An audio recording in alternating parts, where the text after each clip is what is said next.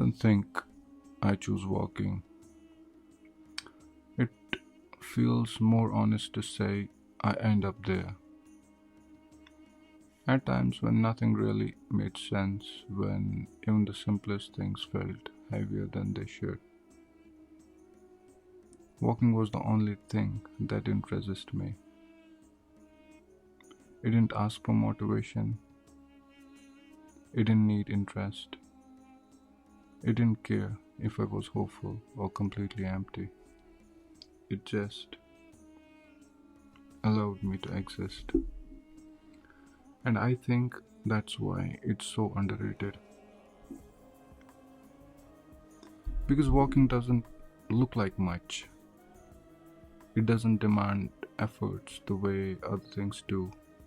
No intensity, no visible struggle. It doesn't leave you exhausted or you don't feel accomplished. It doesn't even feel like progress. It feels like nothing. But sometimes, nothing is the only thing you can hold on to. Physically, it's almost too simple. It's gentle to your body, your joints don't protest, your bones don't ache under pressure, your heart moves along quietly. Not racing, not struggling, just steady. Like it's okay with wherever you are. And maybe that's rare. Even your brain doesn't have to try very hard. Walking is something your body learned long ago. Sometimes it remembers it without asking you to think. The spinal cord takes over and your mind is left alone. Free, but not necessarily peaceful. That's why people fill it with music, podcasts, audiobooks, and with the voices. I understand that. Silence sometimes can feel very loud, especially when the sufferings or your own creation. But if you can, don't carry your gadgets. Leave your phone behind, and if you're able to, or just keep it in your pocket, untouched. Don't track the steps, don't measure anything using your smartwatch. Nothing terrible will happen within those 30 minutes. The world will continue without checking it, and maybe, for a little while, you can continue without the world. I remember walking in the cold, in the freezing winter. The kind that settles into your bones and makes everything feel sharper, emptier, but somehow that didn't bother me. Maybe because it matched how things felt inside.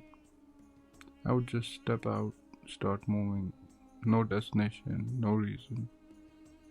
Just walking because staying still felt worse.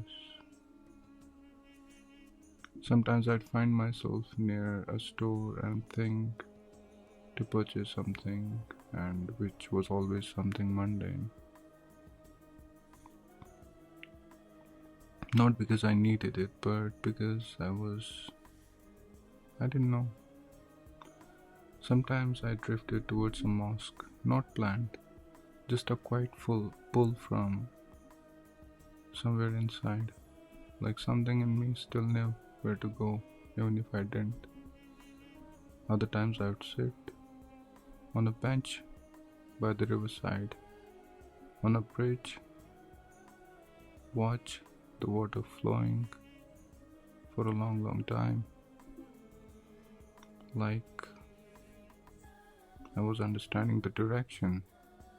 I was talking to those water molecules, droplets, and that stream, as if I was asking where it was going. I used to wonder if walking was doing anything at all, because the truth is, I didn't feel better. The same heaviness stayed with me, the same thoughts followed me, no matter how far I went. Walking, sitting, standing, it all felt different shapes of same weight. But I kept walking anyways, not because it helped, but because I didn't know what else to do, and maybe that's where something began to shift. Though I didn't notice it first, I started looking at people.